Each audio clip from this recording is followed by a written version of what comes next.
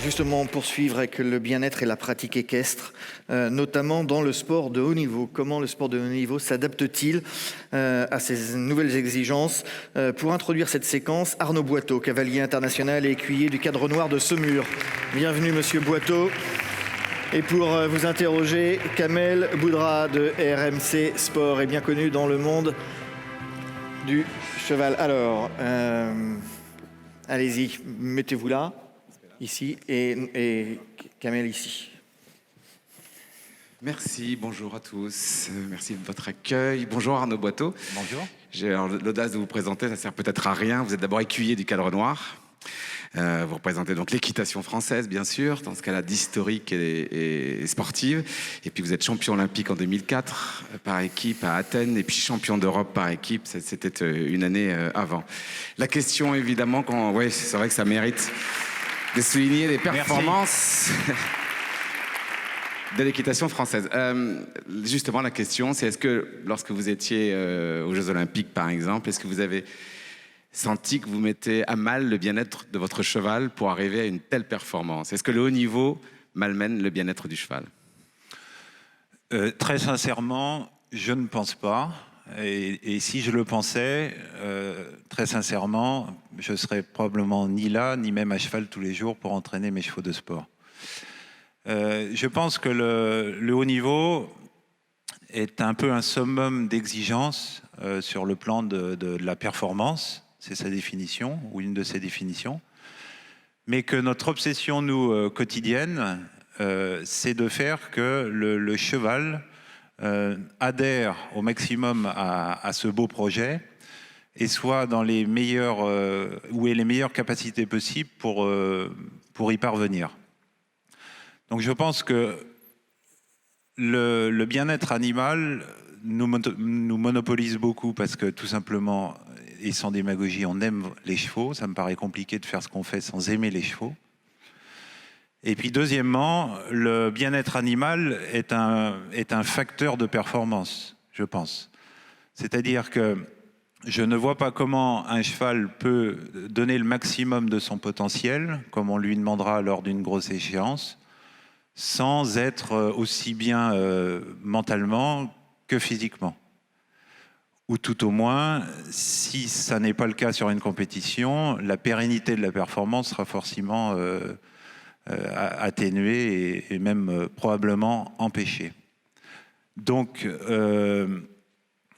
je pense sincèrement que les exigences de nos sports, et moi je fais du concours complet, dont on a souvent l'habitude de présenter, ou qu'on a souvent l'habitude de présenter comme étant la discipline la plus exigeante, je pense sincèrement que dès lors qu'elle est raisonnablement appréhendée et négociée sur le plan de l'entraînement, est très acceptable pour un cheval.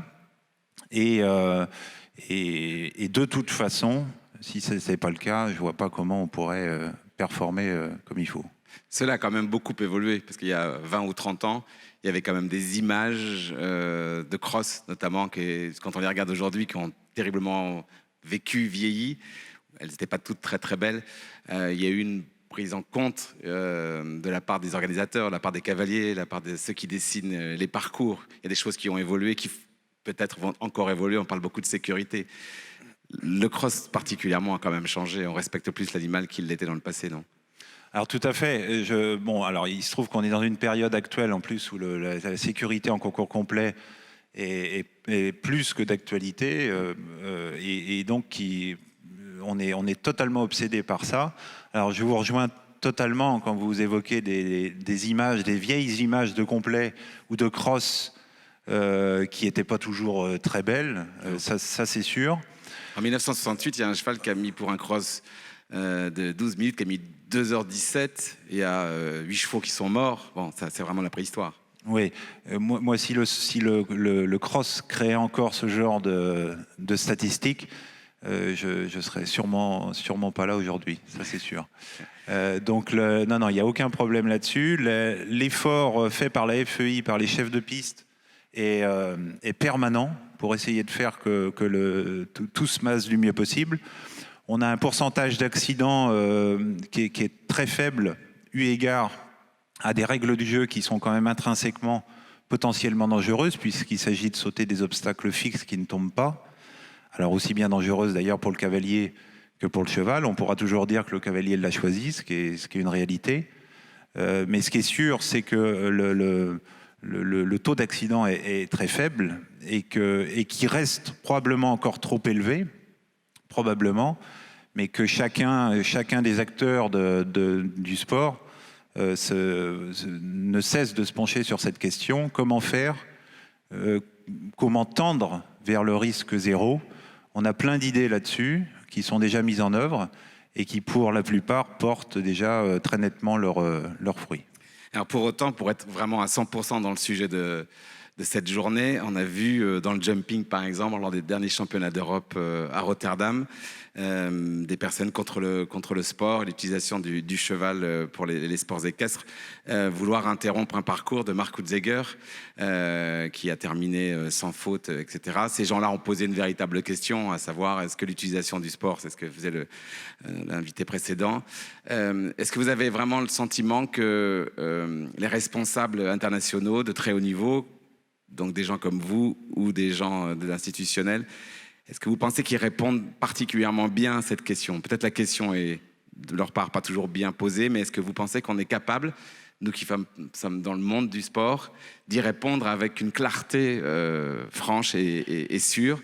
Est-ce qu'il ne faudrait pas d'abord parfois faire un ménage à l'intérieur du sport et de certains cavaliers? Est-ce qu'il ne faudrait pas qu'il y ait des sanctions? Il faudrait pas être beaucoup plus rigoureux pour que l'ensemble des cavaliers internationaux et des amateurs de sport puissent répondre sans doute à cette question? Oui, alors c'est la question des exceptions ou de ceux qui, dans le sport, n'ont pas les comportements adéquats. C'est évidemment, ça serait ridicule de dire qu'ils n'existent pas. Je pense quand même que les instances dirigeantes font vraiment le maximum pour essayer de faire que ce sport soit toujours plus correctement pratiqué.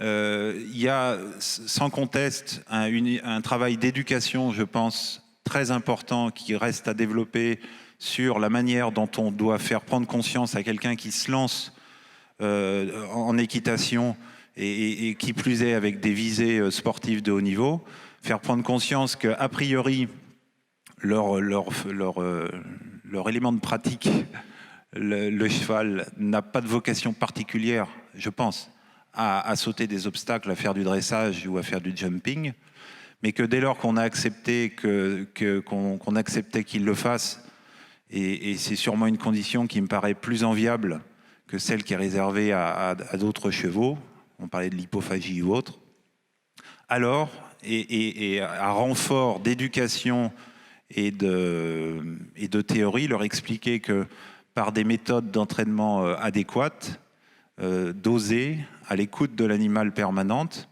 alors on va le faire adhérer à ce projet commun et qu'à cette condition-là, et en ayant cesse de vérifier que les indicateurs de bien-être que sont le regard, l'état corporel, autant de choses qui me font penser que les chevaux de haut niveau vivent bien leurs conditions, et on voit rarement de chevaux moches, au moins sur ces critères-là. Alors à cette condition, c'est un sport qui est non seulement acceptable, mais fabuleux, fantastique. Ceux qui ont été les plus modernes, qui vous ont amené à ne pas avoir le choix de prendre beaucoup plus d'intérêt au mental du cheval, c'est les chefs de piste. Parce qu'en jumping, par exemple, il y a 20 ans, on pouvait faire des préparations ou des choses qui n'étaient pas très, très, très belles. Aujourd'hui, il faut des chevaux qui soient vraiment avec un mental fantastique parce que tout est très léger et il faut qu'ils donnent d'eux-mêmes. Pareil en cross, aujourd'hui on a ce qu'on appelle les strings, les obstacles très étroits. Si vous faites pas corps avec votre cheval, de toute façon vous perdez. Donc maintenant techniquement vous n'avez presque plus le choix que de former, que d'avoir une symbiose avec l'animal. Oui, je pense que c'est une évolution. Là, Kamel, vous parlez de l'évolution technique avec laquelle je fais un lien sur le domaine du bien-être, puisque dès lors qu'on élève l'exigence technique de la performance, surtout en cross, on écarte d'autant la notion de franchise absolue telle qu'elle était exigée il y a quelques années. Il y a quelques années, le bon cheval de cross, c'était en gros celui qui avait le moins peur. Maintenant, le bon cheval de crosse, c'est celui qui est le mieux dressé, qui sait le mieux résoudre, évidemment sous les actions adéquates de son cavalier, les difficultés techniques, donc à base d'obstacles très directionnels, au front très étroit. Et c'est ces chevaux-là, maintenant, qui sont les meilleurs. Et par rapport à notre question du bien-être, incontestablement, il sera toujours plus raisonnable et sur le plan de l'éthique satisfaisant de sanctionner sur une capacité technique que sur un côté tête brûlée. Dernière question, vous êtes une image du sport, vous êtes champion olympique, vous êtes écuyer du Cadre Noir, donc la grande image du sport français. Vous avez un devoir là. Et est-ce que l'école, par exemple, a aussi ce but d'exemple dans l'éducation du respect du cheval? Est-ce que ça fait partie de... Ah ben, je dirais que si nous, à l'école, à Saumur, on ne l'a pas, qui l'aura ou à défaut, on a de toute façon... Est-ce que vous sanctionnez un élève qui ne fait pas bien, par exemple, avec un cheval? Est-ce que vous lui dites vraiment, non, stop, là, c'est pas comme ça que tu obtiendras les choses? Au quotidien.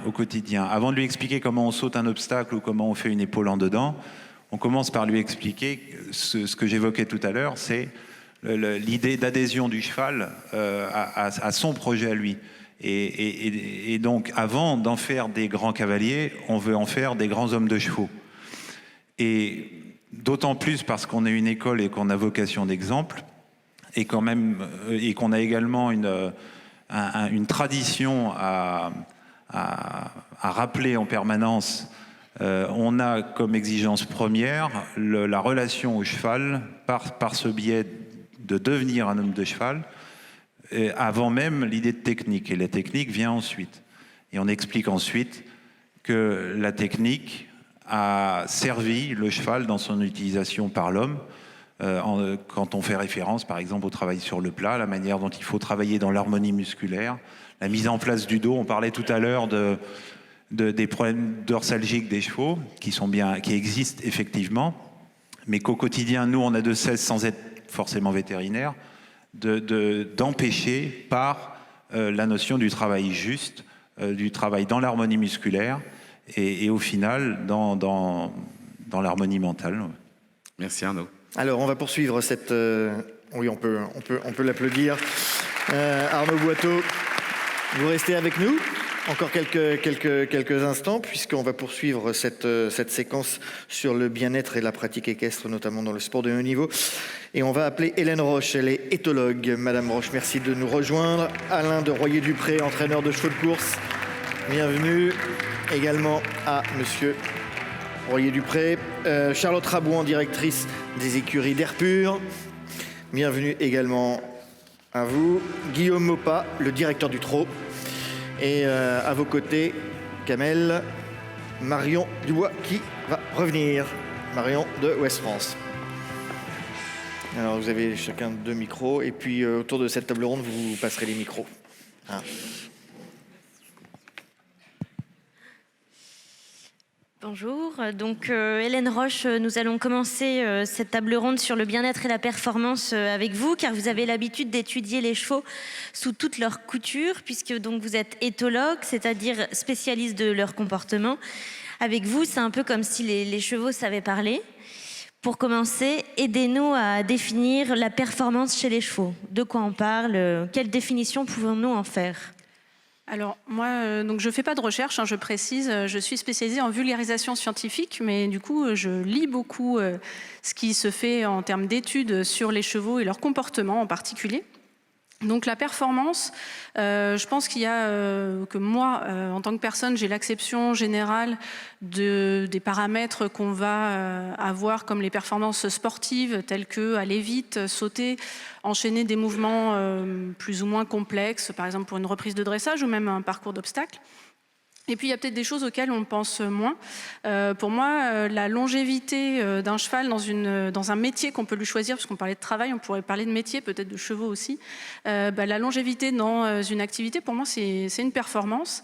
Et dans le milieu de l'éthologie, la performance, c'est pas quelque chose qu'on va mesurer vraiment. En tout cas, c'est pas le mot qu'on emploie. Mais par exemple, en écologie comportementale, sur les chevaux à l'état naturel, Donc là, j'ai mis une photo des chevaux de Przewalski, voilà, qu'on voit derrière moi. On va parler par exemple du succès reproducteur, des étalons, des juments, à savoir combien ils ont de descendants dans leur vie. Donc quelque part, c'est une performance. Leur longévité aussi, leur espérance de vie, tout ça, on pourrait parler de performance. Mais moi, ce qui m'interroge et ce que je perçois comme performance dans l'interaction entre l'homme et le cheval, c'est la capacité qu'a le cheval à s'adapter à plein de situations différentes et à s'adapter, par exemple, un cheval de club qui va passer d'un cavalier à un autre de morphologie et de niveau différents. Pour moi, ça, c'est une performance. Un cheval qui va aussi s'adapter à une situation de médiation.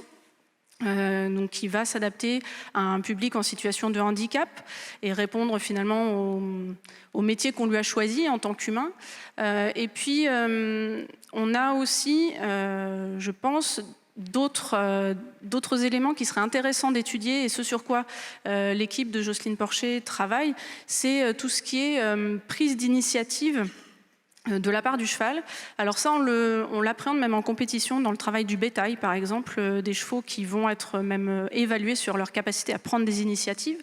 Et ce qu'on ne mesure pas forcément dans d'autres secteurs d'activité des chevaux, c'est par exemple les chevaux qui vont sauver dans une combinaison le cavalier qui a peut-être mal compté sa foulée, des chevaux qui vont en débardage choisir le meilleur itinéraire en fonction de la difficulté du terrain et de la charge qu'ils ont à tirer, des chevaux qui vont aussi, on parle de ça chez certains entraîneurs, de désobéissance intelligente. Donc, c'est-à-dire, par exemple, vous avez peut-être entendu parler parfois d'un poney d'enfant qui, au lieu de rester au trot, va s'arrêter parce que le cavalier est en déséquilibre et du coup, il prend cette initiative de finalement désobéir et s'arrêter. Pour moi, ça, c'est de la performance.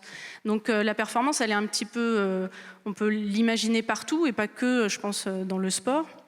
Et notamment sur ces aspects d'interaction et de compréhension qu'ont les chevaux de la situation qu'on leur propose. Pour moi, ça, c'est une performance. Et on revient sur l'aspect de communication qui a été évoqué précédemment. Est-ce que justement, dans cette notion de performance, est-ce que les chevaux eux-mêmes savent se situer? Est-ce qu'ils arrivent à se jauger et à savoir... Alors, sont bons ou pas bons. Sur cette notion de savoir si un cheval est plus performant qu'un autre, je pense que la performance, là, on est sur des critères humains. C'est des perceptions humaines, des valeurs humaines. Est-ce que les animaux perçoivent la même chose que nous? Je pense qu'ils ont leur filtre d'interprétation et probablement une situation que nous, on va attribuer, classifier dans la performance. C'est pas la même chose pour eux. Par contre, ce qu'on sait, c'est que les chevaux, ils associent des choses, ils comprennent des choses. Et on a évoqué tout à l'heure les relations qu'ils vont établir dans des groupes, notamment la hiérarchie de dominance, c'est un individu qui va être supérieur par rapport à un autre dans une situation de ressources limitées. Par exemple, des étalons à l'état naturel, une fois qu'ils ont dépassé l'âge de 5 ans, ils vont entrer en compétition pour l'accès aux juments et à la suite d'interactions agressives, un étalon va pouvoir conserver une ou plusieurs juments et les jeunes. Et une fois qu'ils se sont, on va dire, rencontrés et qu'ils ont pu mesurer leur force, parfois par des combats répétés, parfois il n'y a même pas besoin de combat, juste des rituels vont suffire, et ils vont se souvenir qui a l'avantage sur l'autre. Donc finalement, ils savent se situer par rapport aux autres. Donc ça, c'est dans un contexte naturel. Maintenant, dans un contexte domestique, on a certainement des situations où des chevaux créent des associations. Dans les courses, c'est connu des entraîneurs. Un cheval qui a mal vécu une course, pour lui redonner le moral, on va le faire courir à l'entraînement avec un cheval qui est d'à peu près son niveau ou même inférieur et le laisser gagner, par exemple.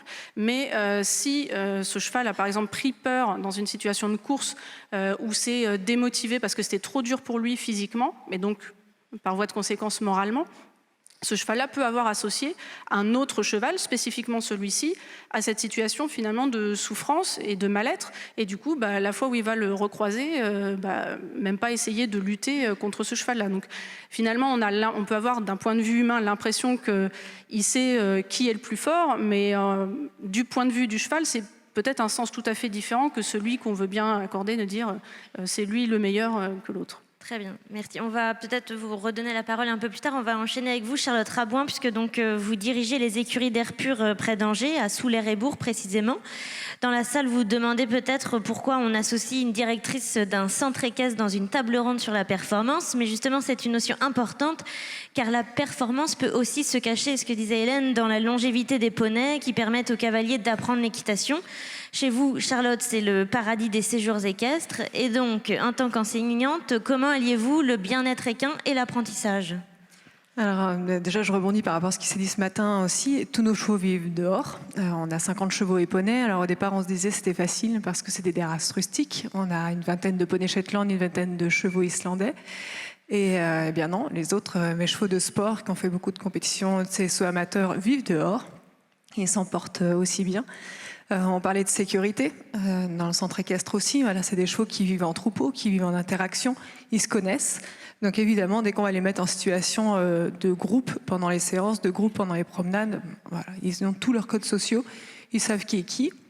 Ils vont pouvoir nous aider à mettre les humains en relation entre eux, parce qu'ils vont vraiment être acteurs de la séance avec beaucoup de bien-être. Voilà. C'est des chevaux respectés et des chevaux qui vont donner. Est-ce que vous avez remarqué une hausse peut-être des questions de la part des parents ou des enfants sur le bien-être, des poneys qui montent, des chevaux qui manipulent ? Est-ce que ça se sent ? Je crois qu'on est très acteurs de ça, en fait. C'est nous qui allons les solliciter. Alors, je pense qu'il y a beaucoup plus de demandes. Ils nous posent toujours la question, mais quand il pleut, est-ce qu'ils sont dehors ? Bah oui, quand il pleut, ils restent dehors. Ah bon, mais la maison des chevaux, c'est le box ? Non, mais la maison des chevaux, c'est le pré. Donc on est là, on est enseignant. Je pense qu'on remet en valeur toutes les compétences d'un enseignant d'équitation, parce que l'enseignant d'équitation, il n'a pas les deux pieds dans le bac à sable. Il a la volonté et la compétence d'accompagner le cavalier qui prend son licol, qui va aller observer dans le pré, chercher son cheval, pouvoir mettre un licol, aller l'équiper, bien évidemment. Mais c'est tout ça, l'équitation. Et l'enseignant est vraiment valorisé. On va développer cette valeur ajoutée, d'aller transmettre notre passion d'équitation parce qu'on est fiers, on est content, on est heureux pour nos chevaux de les voir vivre comme ça.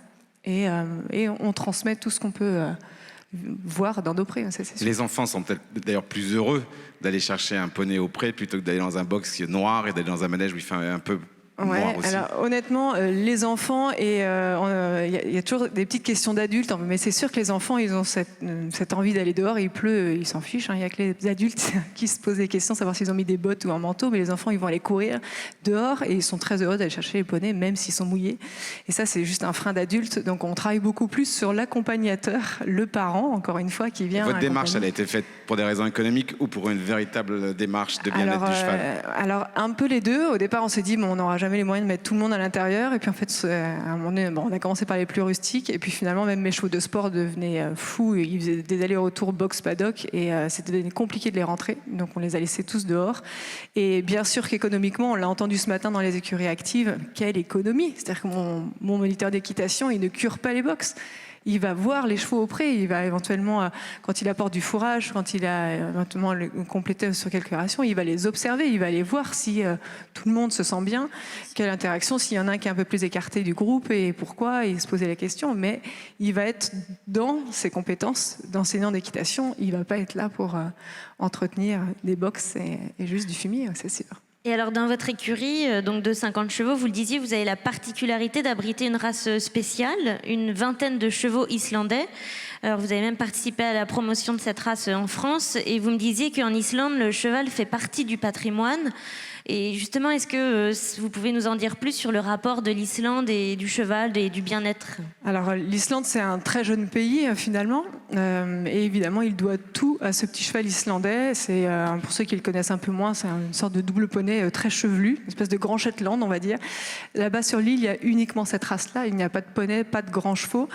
Et ce cheval a aidé complètement au développement. Donc encore aujourd'hui, il est utilisé pour traverser certaines montagnes, certaines contrées qu'on ne pourrait pas traverser, ni même en 4x4. Les premières voitures sur l'île, ça a été une catastrophe parce qu'il y a beaucoup de roches volcaniques. Enfin, c'est un climat très rude et et un environnement qui est difficile. Donc ces chevaux-là, oui, font partie du patrimoine culturel, c'est la force du pays, encore aujourd'hui. Et donc il est valorisé dans plein de domaines. Donc on parlait d'hypophagie, c'est un des domaines là-bas. Bien sûr, on mange du cheval en Islande et il ne s'en cache pas. On monte dessus pour aller se promener, on monte dessus pour aller en randonnée et on monte dessus pour faire de la compétition. Et puis évidemment, c'est un cheval de famille. Voilà. Ils couvrent tous les domaines avec ce cheval-là parce que c'est une île et sur une île, on exploite aussi les ressources de l'île et il en fait partie. En parlant de compétition, je vais donner la parole à monsieur Alain de Royer-Dupré. Avec vous, on change de décor, direction Chantilly en région parisienne, puisque vous êtes entraîneur de chevaux de course. Pour ceux qui s'en souviennent, Dalakani, Zarkava font partie des cracks, notamment qui ont gagné le prix de l'Arc de Triomphe et qui sont passés par votre écurie. Pouvez-vous nous expliquer comment vous... Oui, c'est vrai que ça le mérite. Pouvez-vous nous expliquer comment vous les préparez physiquement et mentalement? Alors, il est important pour nous, évidemment, on est dans un métier de compétition. Il faut réussir. Et je pense qu'il faut avoir des très bons chevaux, mais il faut aussi avoir une équipe d'hommes qui soit exceptionnelle. Je pense que la réussite des écuries passe beaucoup par la qualité des cavaliers, la qualité des gens qui s'occupent des chevaux. Et c'est à nous de les mettre en valeur et d'avoir une communication agréable avec eux. Un cavalier heureux rendra son cheval heureux. Un cavalier de mauvaise humeur le matin peut avoir des réflexes qui ne sont pas bons. Ils sont très surveillés, évidemment, parce que nous, on est dans un travail de groupe. C'est-à-dire, quand on a 40 personnes à cheval, on a toujours au moins 2 ou 3 assistants qui sont avec eux. Et donc, la brutalité, elle est difficile à faire, il faudrait vraiment se cacher. Mais en réalité, on a affaire à des cavaliers professionnels qui sont très bons parce qu'ils montent à cheval à peu près 5 heures par jour. Donc, quand vous faites le moindre sport 5 heures par jour, vous êtes obligé d'être assez bon ou alors il faut changer de métier. Et donc, on a une espèce d'ambiance qui pour moi, est passionnante parce que ce sont des gens qui aiment les chevaux et qui respectent les chevaux. Et les chevaux sont des animaux extraordinaires qui s'adaptent à toutes les situations. Moi qui ai voyagé beaucoup dans le monde entier, on s'aperçoit qu'il y a des méthodes d'entraînement en Australie qui ne sont pas les mêmes que les nôtres, même la façon de nourrir qui n'est pas la même que les nôtres, mais que les chevaux s'adaptent très bien à condition qu'on ne change pas tout le temps de méthode. Ils peuvent s'adapter à n'importe quelle méthode à condition qu'elle soit constante. On dit toujours dans notre métier avec sourire que les entraîneurs caractériels ont beaucoup de mal à avoir des chevaux calmes parce que les chevaux ne comprennent plus rien. Donc c'est très simple, mais ils sont des animaux qui sont élevés en groupe, qui sont entraînés en groupe et qui vivent pour la compétition. Zarkava n'était pas très facile, hein? Non, elle n'était pas très facile, mais elle avait justement un cavalier exceptionnel qui s'est jamais battu avec elle, qui n'a jamais été en contradiction. Si un jour on s'était battu avec, à mon avis, elle nous aurait dit non dès le début. On parlait beaucoup, Arnaud, on parlait tout à l'heure de culture, Alain de Royer-Dupré. Vous êtes fils d'un homme qui a marqué le sport, puisque votre père était directeur du haras de Saint-Lô, mythique haras de Saint-Lô. Est-ce que cette culture, dès votre enfance du cheval, vous a aussi amené à voir le cheval comme un compagnon, enfin comme quelque chose, comme un matériel, le mot n'est pas très beau, mais qu'il fallait comprendre Sûrement, c'est pour ça que je suis très heureux d'être ici, parce que je dois beaucoup aux chevaux, ils m'ont beaucoup donné, et ça fait quand même 70 ans que je vis avec eux, et parce que j'ai commencé très jeune, en passant par les sports équestres, en passant directeur d'un haras de pur sang, et après en passant par l'entraînement. Donc j'ai vécu un peu tous les domaines, et c'est quand même... C'est vrai que ce qu'on apprend avec l'équitation classique, j'ai eu la chance d'être avec Jacques Le Goff, qui était un des grands cavaliers internationaux, et pendant mon service militaire, pendant 2 ans à l'époque, et vraiment j'ai appris beaucoup, et je crois que les méthodes pour avoir un cheval qui accepte et qui adhère à ce qu'on lui demande, il faut vraiment penser toujours au cheval en tant qu'athlète, et surtout je crois beaucoup au temps d'échauffement. C'est-à-dire que plus on donnera le temps à un cheval, plus on l'échauffera, plus on pourra lui demander quelque chose de... Ramener un cheval après 20 minutes d'échauffement, c'est plus facile que quand on sort du box et qu'on commence à mettre tout en place trop vite. Et donc c'est assez important pour l'équitation. Donc ça va avec les courses, tout ça, ça peut se mélanger. Ouais.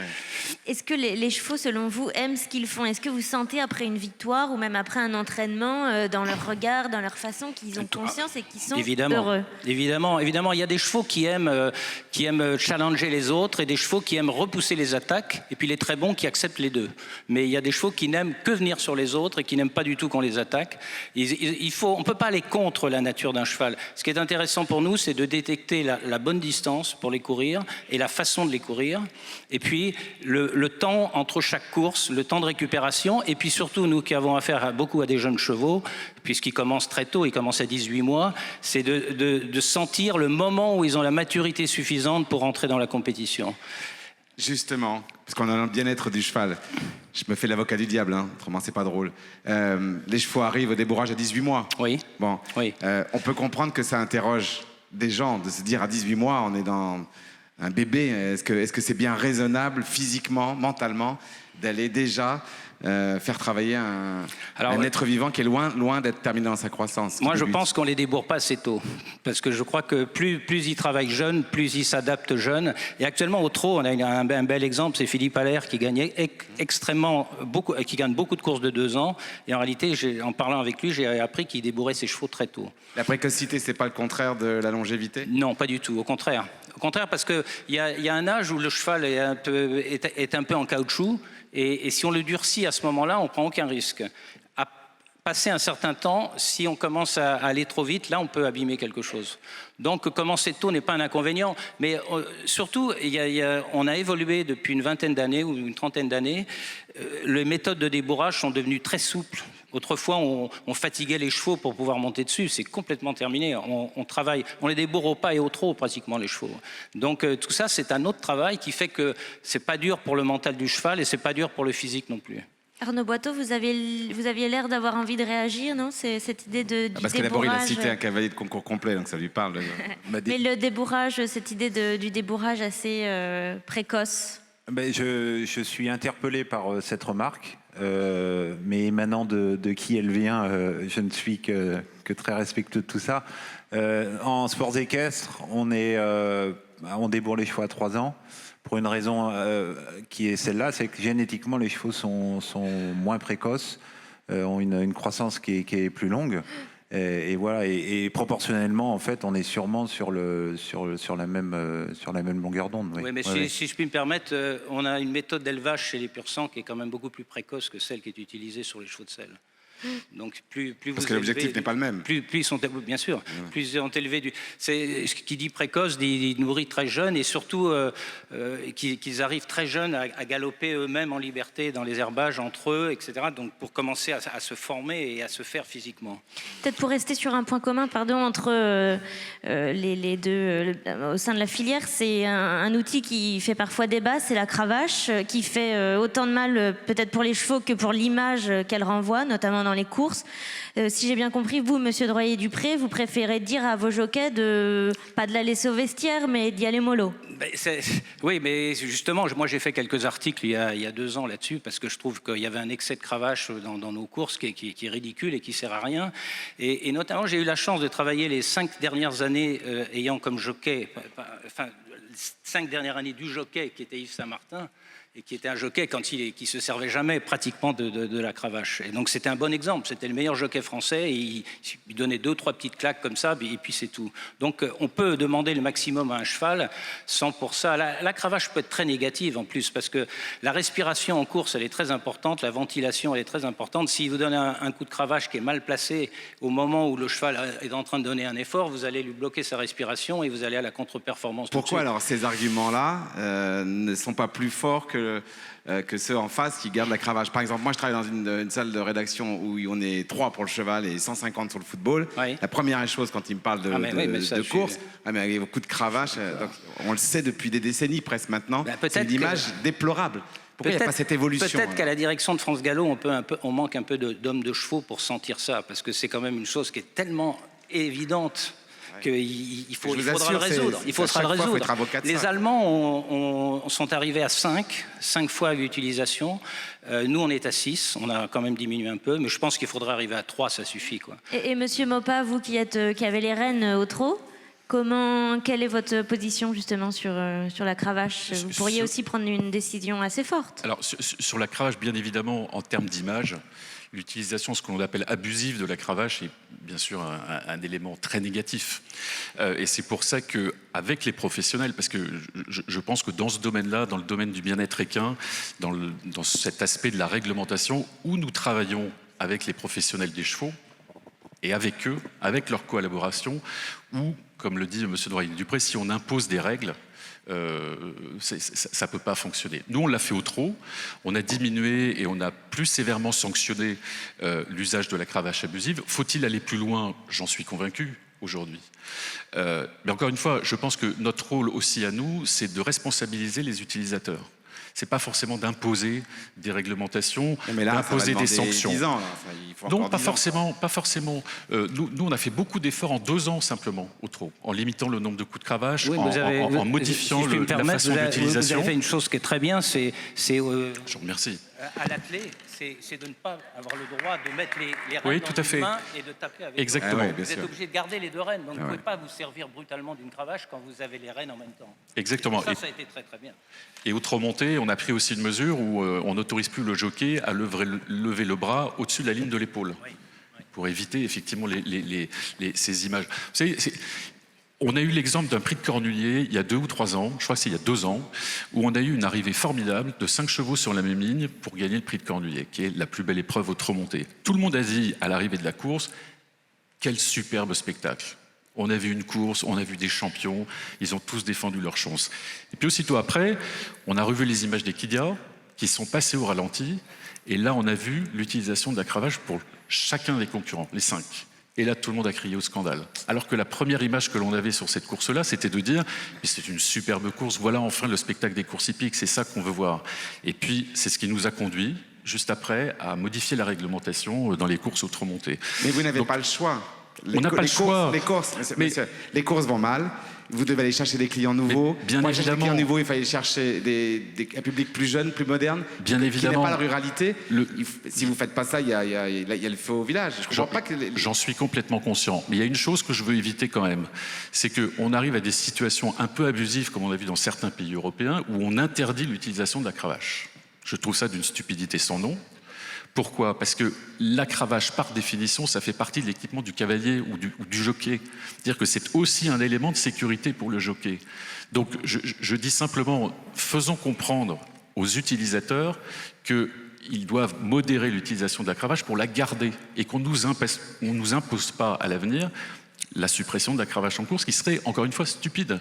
Le comportement d'un cheval en course, on l'a vu dans certains cas, où le jockey a bien évidemment besoin de sa cravache pour éviter un accident, pour éviter Est-ce que vous avez le sentiment, autant au trot au galop, de comprendre la période que l'on vit, qui est la raison, sans aucun doute, de West France d'avoir organisé cette journée, et de vous dire que vous répondez à l'inquiétude de l'utilisation de l'animal? Moi, j'ai vécu en Australie, parce que j'ai été souvent courir en Australie, et le jour des grandes courses, dans la Melbourne Cup, vous avez des gens avec des banderoles le long des pistes qui bougent énormément. Mais moi, je le comprends très bien, vu de l'extérieur. La cravache est indispensable, ce que vous disiez est tout à fait juste, mais pour encadrer le cheval, pour éviter un incident, pour éviter un cheval qui change de ligne brutalement ou une chose comme ça. Mais c'est vrai qu'on peut très bien diminuer le nombre de... Mais il est urgent de le faire, à mon avis, il est tout à fait urgent, et ne pas attendre à Waregem, ils ont supprimé les œillères, par exemple, sur les courses, parce qu'il y avait des abus aussi. Il ne faut pas aller dans l'abus. Mais pour rebondir sur votre question, bien évidemment, le bien-être animal aujourd'hui, ça fait partie de notre environnement, et de plus en plus. Je crois que tout le monde en a pris conscience, nous en avons confiance. Au niveau de la Société du Trot, par exemple, nous avons créé, c'est récent, je vous l'accorde, nous avons créé une commission du bien-être animal. Commission du bien-être animal, où nous y intégrons les professionnels des courses. C'est-à-dire que pour prendre des décisions, avec eux, non pas contre eux, mais avec eux. Et ça, c'est le plus important pour moi. Et cette commission, elle a déjà fait des recommandations en matière de déferrage, par exemple, où, suite à une recommandation de la dite commission, on a interdit le déferrage pour les chevaux de 2 ans et 3 ans. Alors on nous dit c'est barbare. Vous savez, le déferrage, c'est une pratique qui nous vient des pays scandinaves. Et d'un autre côté, on nous dit que les pays scandinaves, ce sont les champions du bien-être animal, etc. Mais c'est eux qui nous ont apporté cette technique-là. Donc nous l'avons encadré, ça se passe très bien. La commission du bien-être animal, par exemple, suit les statistiques chaque année de tous les chevaux qui ont été déferrés. Combien de fois ils ont été déferrés? Y a-t-il des entraîneurs qui font un usage abusif du déferrage pour prendre des décisions ensuite? Puis deuxièmement, je ne veux pas que les courses hippiques soient vues Je ne veux pas qu'elle soit vue non plus comme une utilisation du cheval pour des raisons économiques, pour les paris, etc. Non, c'est pas vrai. Vous savez, il y a un mot que j'aime beaucoup dans le code des courses au trot, c'est le gardien. L'entraîneur est défini dans le code des courses comme le gardien du cheval. Ça veut dire beaucoup de choses, le gardien du cheval. Et nous, on a pris des décisions. Regardez la lutte antidopage, par exemple. C'est la principale action que nous avons en termes de bien-être équin. C'est-à-dire que c'est comment éviter que des manipulations soient faites sur les chevaux. On y consacre un budget qui est très important, plus de 10 millions par an. C'est plus de 30 000 prélèvements qui sont faits sur les chevaux entre le trot et le galop. Oui, la France est exemplaire. Enfin, le trot est exemplaire là-dessus. Juste un chiffre qui est toujours très marquant, c'est que pour la protection du cheval, on fait 3 fois plus d'analyses que dans le sport humain, tout sport confondu. C'est aussi la protection, la crédibilité mais pour le parieur. C'est pas non plus que on n'est pas dans les bisounours non plus. C'est pas que pour le bien-être du cheval. C'est aussi parce que vous avez besoin d'être crédible. Mais c'est pas tout à fait. Mais c'est aussi un élément très fort de prévention du bien-être animal. Oui, je vais vous donner. C'est pas antinomique, mais c'est pas la seule raison. Mais ça, moi je le défends complètement. Regardez, il y a une ordonnance qui vient d'être passée suite à la loi Pacte pour le jeu. On a introduit un élément qui est très fort aujourd'hui, notamment en termes de lutte contre le dopage, c'est la pénalisation des actions de dopage. Ça n'existait pas auparavant. Nous prenions des décisions disciplinaires au sein des sociétés mères, nos commissaires, puis ça s'arrêtait là. Les commissaires des sociétés de course, ils ont des pouvoirs, ils sont limités, ils sont encadrés, etc. Aujourd'hui, c'est un élément qui est très nouveau, c'est-à-dire que c'est la pénalisation des actes de dopage. Peine d'emprisonnement, des sanctions très lourdes. Ça, c'est très fort en termes de prévention. Parce qu'on parle toujours de répression, mais moi je crois beaucoup à la prévention. Et comment réussir justement à faire changer les pratiques, voire les mentalités, dans une filière où les habitudes ont la vie dure, on voit bien, c'est aussi des coutumes qui se transmettent parfois. Comment réussir dans le fond à porter un nouveau souffle? Il y a un élément culturel très fort. Mais quand j'entends votre question, je voudrais vous rappeler quand même une chose qui pour moi est fondamentale aussi, et moi je le ressens parce que je travaille au quotidien avec les professionnels des courses, et les professionnels du trot en particulier, c'est que par définition, il ne faut jamais cesser de dire que les entraîneurs, les professionnels du cheval, ils aiment leurs chevaux. Et moi je suis d'accord. Ce que je trouve toujours dommage, moi qui travaille dans votre domaine, c'est que mais dans tout secteur d'activité, c'est un métier, une filière trop dure. Si on n'aime pas ça, on fait autre chose. Donc, tous les gens qui travaillent avec le cheval, c'est évident. En revanche, vous êtes d'accord que nous, on le sait, mais il y a un décalage entre la vérité des gens qui se lèvent à 4h du matin jusqu'à 22h, qui sont passionnés par ça, et l'image. Tout à fait. Vous comprenez? Moi, c'est pas ça. Mais bien évidemment. Il y a un écart, c'est pas normal. Mais je ne suis pas en train de vous dire qu'il ne faut pas évoluer. Et au contraire, il faut sûrement aller plus loin et plus vite. Ça, c'est évident. Il y a un élément qui est très fort aussi, c'est la formation de nos professionnels. Est-ce que nous faisons assez aujourd'hui pour la formation de nos entraîneurs sur l'aspect bien-être animal? Je vous dis non. On ne fait pas assez. Il va falloir faire beaucoup plus, notamment à la formation initiale, mais sûrement en termes de formation continue après. C'est-à-dire que la notion de bien-être animal évolue, le ressenti évolue, et il faut qu'on s'adapte aussi, et il faut que nos professionnels s'adaptent aussi. Il n'y a pas que les courses, hein. Sport, c'est pareil. Oui, non, mais bien sûr, mais l'image aujourd'hui est cruelle. L'image est cruelle. Je vous parle de cette course qui était superbe, mais voilà, tout le monde n'a retenu après que la cravache, alors que la performance était excellente. Donc oui, bien évidemment, on doit aller plus loin sur la formation. Peut-être que dans les matériels que les professionnels utilisent, on a commencé à le faire puisqu'on a fait une liste de matériel interdit pour la compétition. Lesquels? Sur des morts, sur des piquants de rennes, sur des choses comme ça qui, à l'œil nu, voilà, en termes d'image, encore une fois, sont catastrophiques. Il faudra sûrement aller plus loin, peut-être interdire voilà, d'autres matériels. La cravache, vous aviez tout à fait raison, il faut réduire le nombre de coups. Et là, la Société du cheval français fait partie de l'Union européenne du trot. Il y a une décision qui a été prise par l'ensemble des pays européens de limiter les coups de cravache. Nous ne l'avons pas encore fait, nous, en France. Et je vais représenter début d'année cette modification, parce qu'il faut qu'il y ait... En tous les cas, dans ce domaine-là, il faut qu'on soit moteur. Il faut tout faire pour qu'on ne nous impose pas. On ne nous impose pas des contraintes. Il faut qu'on soit moteur, qu'on prenne nos responsabilités. Et alors justement, en restant dans cette idée, il y a peut-être aussi un point sur lequel le trot a pris quelques longueurs de retard, c'est sur la reconversion des chevaux, notamment avant la carrière, pour ceux qui n'ont pas eu la chance, entre guillemets, ou la capacité plutôt de se qualifier, et ceux en fin de carrière. On va en parler dans la table ronde suivante avec l'association Au-delà des pistes, mais vous, au trot, qu'est-ce que vous pouvez faire aussi pour la reconversion des chevaux de course?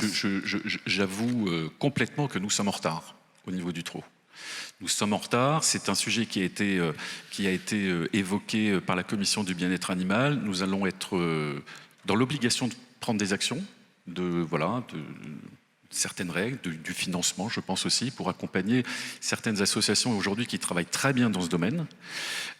C'est un vrai sujet, la reconversion. C'est la reconversion à la fois des trotteurs qui ne rentrent pas dans le circuit de la compétition, et puis ensuite la reconversion de ceux qui en sortent. Alors bien sûr, il y a la partie élevage où tout le monde repart à l'élevage, et puis il y a ceux qui ne repartent pas à l'élevage. Ça, c'est un vrai sujet. Là encore, il faut prendre des actions pour pouvoir communiquer, et qu'on ne vienne pas nous faire tout le temps le reproche que le trot ne s'occupe pas de la reconversion de ses chevaux. Il faut qu'on s'en occupe, et ça, je dirais que dans les 2 années qui viennent, ce sont des décisions majeures que nous aurons à prendre. Mais il y a par exemple des éléments sur lesquels vous ne communiquez pas, je trouve, suffisamment. Contrairement par exemple au galop où les chevaux arrêtent leur carrière très tôt, vous avez des chevaux qui courent vraiment longtemps parfois. Oui. C'est un vrai argument. Ça, c'est un argument qui dit, voilà, si les athlètes n'étaient pas bien, les soins au trot sont exceptionnels de niveau. Mais dans les écuries, les soins apportés aux trotteurs sont formidables. Mais que ce soit dans le trot ou dans le galop. Mais encore une fois, le propre de l'entraîneur, c'est quoi? C'est d'avoir un cheval, en bonne santé. C'est un athlète, le cheval. Il faut qu'il soit en bonne santé, physique et mentale. Sinon, le cheval ne gagne pas. Donc, voilà...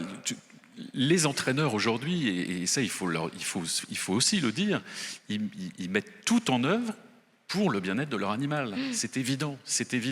Et après, vous avez certains comportements qui peuvent être sanctionnés, bien évidemment. Et ça, il faut tout mettre en œuvre, nous, en tant qu'organisateurs, pour avoir des sanctions pour sanctionner ces comportements.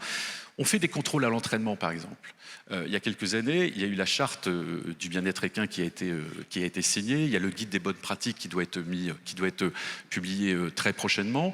Et il y a notamment un guide d'utilisation qui a été avec cette charte.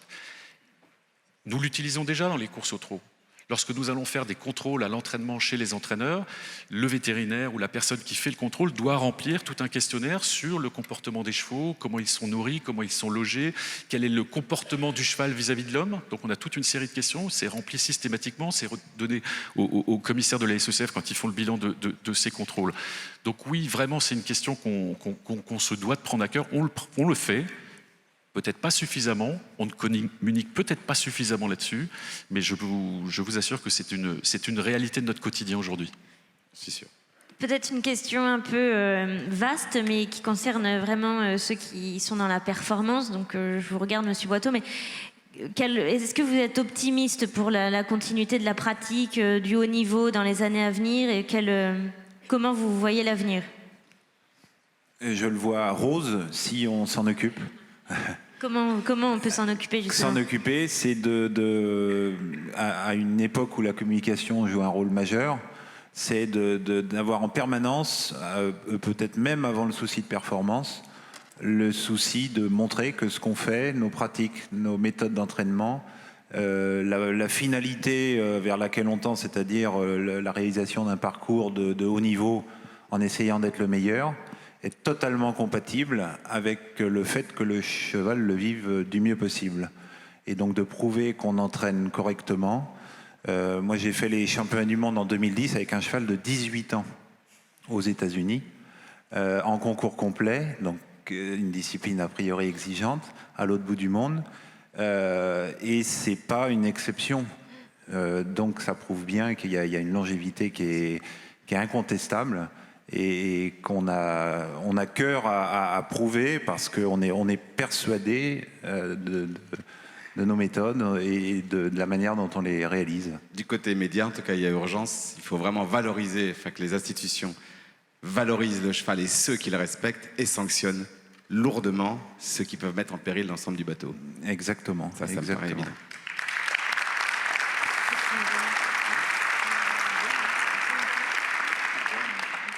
Juste une dernière pour la route. Monsieur Droyer-Dupré, vous, quel regard justement aussi vous portez sur l'avenir? Vous avez une longue carrière, quelle est la suite? Ce qui m'inquiète, moi, sont les chevaux qui se font mal. C'est-à-dire qu'on arrive maintenant à faire des performances extrêmes à nos chevaux qui vont très vite, qui sont de mieux en mieux entraînés. Et on a un vrai problème, c'est la qualité des pistes sur lesquelles on court. Et à partir du moment où on a une surutilisation des pistes, on a des pistes qui se dégradent un peu, et c'est là où les porte-à-faux arrivent, et c'est là où les chevaux peuvent se casser. Et là je crois que c'est un souci sur lequel il faut que vraiment les sociétés mères y pensent. Parce qu'au trot, c'est moins marqué, parce que vous courez sur des pistes tassées, qui sont des pistes artificielles. Nous, on court beaucoup sur gazon, et quand un gazon a été rebouché X fois, la piste n'est pas plate, et c'est là où les accidents arrivent. Et ça, c'est pour un entraîneur, c'est toujours une appréhension quand on court les chevaux. Déjà, quand ils rentrent indemnes, on est très content parce qu'on a toujours peur qu'il se passe quelque chose. Guillaume Opin. Oui, je cautionne parfaitement ce que dit Alain Droyer-Dupré. La qualité des pistes, c'est primordial. On a mené des études au trot par rapport à la qualité de nos pistes avec l'INRA, justement pour voir tous ces problèmes de résonance, de dureté des pistes. Donc ça, c'est essentiel. Il y a plein de questions qui se posent sur le bien-être animal. Je vous en donne une, parce que c'est un sujet que nous avons à l'étude aujourd'hui. J'ai cru comprendre du débat précédent où on parlait par exemple du problème de dos des chevaux. On a un sujet, nous, c'est le poids porté par les chevaux dans les courses au trot monté. Faut-il réduire ce poids? La monte des jockeys au trot a changé, elle a évolué, c'est vers l'avant maintenant. On n'a pas fait bouger les poids. Est-ce qu'aujourd'hui, on ne doit pas diminuer les poids, justement, pour protéger le bien-être du cheval? C'est une vraie question, on y répondra en 2020. Oui, mais le trot et le galop, c'est pas la même chose, parce que le trot est une allure horizontale, le corps du cheval reste horizontal et sont les jambes qui bougent. Le galop, à chaque foulée, vous avez une propulsion de l'arrière vers l'avant, il y a une sollicitation du dos qui est vraiment supérieure. Et là, effectivement, le poids est très important. Oui. Le travail en suspension est obligatoire et c'est vraiment pour nous un souci majeur, le problème du dos. Et pour terminer, par rapport à la responsabilisation des entraîneurs par rapport à ça, c'est eux qui nous posent cette question-là, qui nous disent, on voit l'évolution de la carrière de nos chevaux au trot monté, on se pose la question, y a-t-il pas un problème de poids porté par les animaux? Donc c'est une question à laquelle on doit répondre, donc plein de sujets sur la table. Merci. On va passer aux questions du public.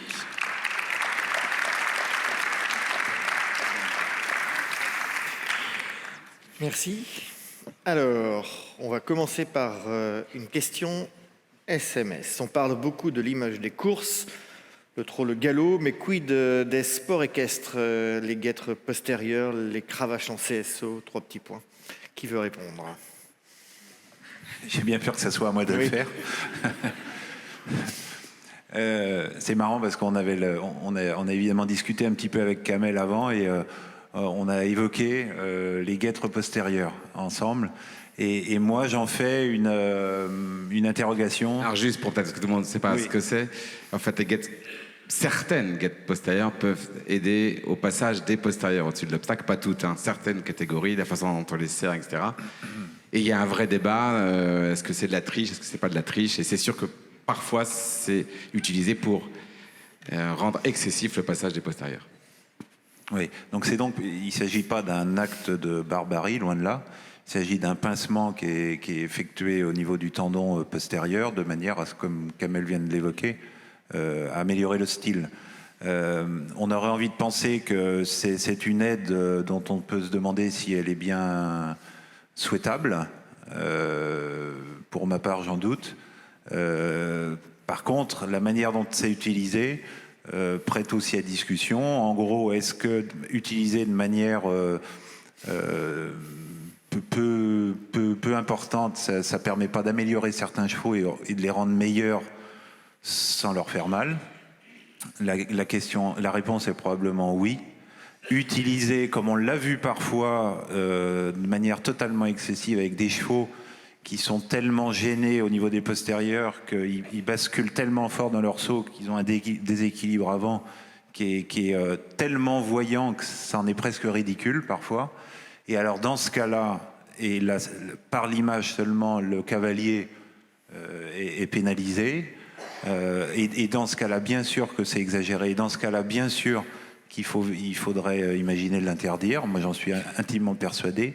La cravache en CSO ou en complet, n'a pour autre vertu, entre guillemets, que d'encourager le cheval face à une difficulté à venir. À aucun moment, la cravache n'est utilisée pour accélérer, pour aller plus vite. Si c'est le cas, c'est arrivé une fois l'année dernière sur le mythique parcours de badminton en Angleterre en concours complet, où un cavalier connu a utilisé sa cravache à des fins d'accélération. Il a été sanctionné immédiatement et il regrette très probablement de l'avoir fait parce que les conséquences ont été très très lourdes. Voilà. Merci pour cette réponse précise. Des mains peut-être, oui. Monsieur.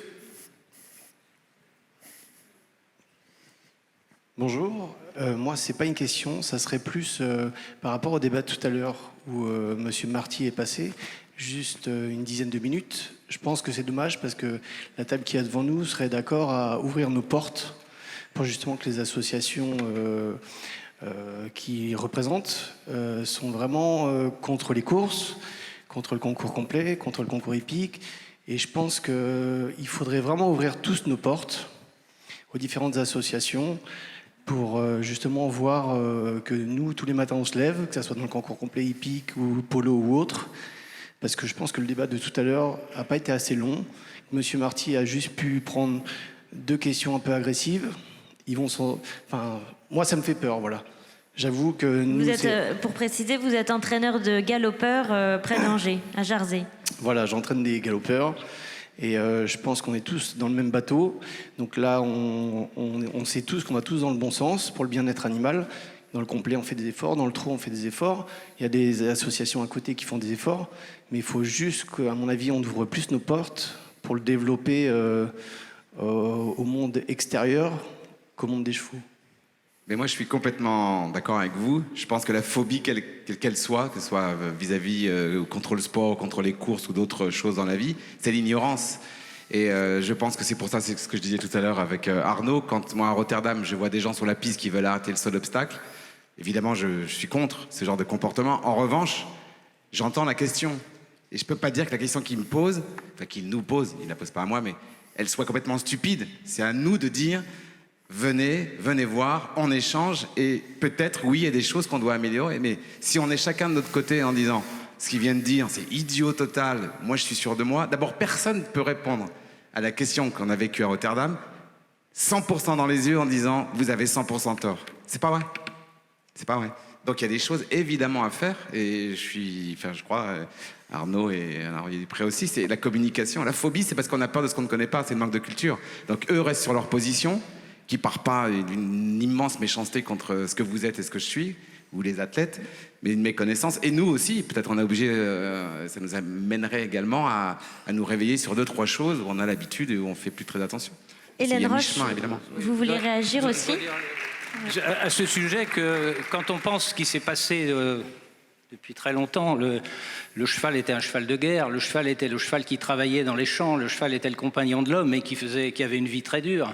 Et on peut penser maintenant que nos chevaux ont une vie quand même amplement plus agréable que celle qu'ils ont vécue avant. Hélène Roche. Oui, ce que je voudrais peut-être préciser aussi, c'est qu'on parle beaucoup de quels moyens on met en œuvre pour respecter les besoins des chevaux. On parle d'écuries innovantes, de tout ce qu'on met en œuvre, du fait qu'on aime les chevaux. Maintenant, je pense qu'on peut aussi s'appuyer sur l'avancée de la recherche qui essaye de mettre en évidence des indicateurs centrés sur l'animal. Comme Arnaud Boiteau le précisait, il parlait de ce que ressent le cheval, c'est ça qui compte. Et prendre le point de vue de l'animal, c'est essayer d'aller vers des indicateurs objectivables en disant pas juste on a mis les moyens en œuvre pour que le cheval soit bien, c'est aussi savoir ce que lui, il ressent de la situation. Un cheval dans une situation, et selon ses émotions, selon son vécu, selon ses modes d'élevage, va pas se comporter de la même façon qu'un autre qui pourtant semble comme ça similaire. Donc si on pense plutôt se centrer sur ce que le cheval, lui, vit, et ce qu'il ressent, je pense qu'on va vers quelque chose de plus juste et qui ne sera pas contestable que de dire alors nous on limite le coup de cravache et puis d'autres vont nous dire ouais mais vous l'utilisez toujours et puis de toute façon vous les faites courir. Après c'est peut-être la réponse, c'est est-ce que les chevaux ils prennent du plaisir à faire ça, et je pense que là on peut développer des indicateurs et moi j'imagine tout à fait qu'on va plutôt je aller crois qu'il dans ce sens-là. il y a un bon test. Quand on va dans certaines écuries, vous rentrez dans un box, le cheval vient vous voir, il est ravi de vous voir. Vous allez voilà. dans d'autres écuries, vous rentrez, le cheval vous tourne le dos. Ça, c'est Tout à un fait. indicateur qui Et est très marquant. Christine Briand a parlé des indicateurs qui se développent, et notamment les tests de réaction à l'homme. Ce sont des indicateurs. On a des indicateurs, et je pense que là, la science, l'éthologie, l'éthologie est assez accessible à tout le monde parce que c'est de l'observation. Encore faut-il être, comme on l'a dit, éduqué et formé. Et ça, il y a encore du progrès à faire. Oui, monsieur. Oui, bonjour. Une question à Arnaud Boiteau. Bonjour Arnaud. Donc, une question sportive.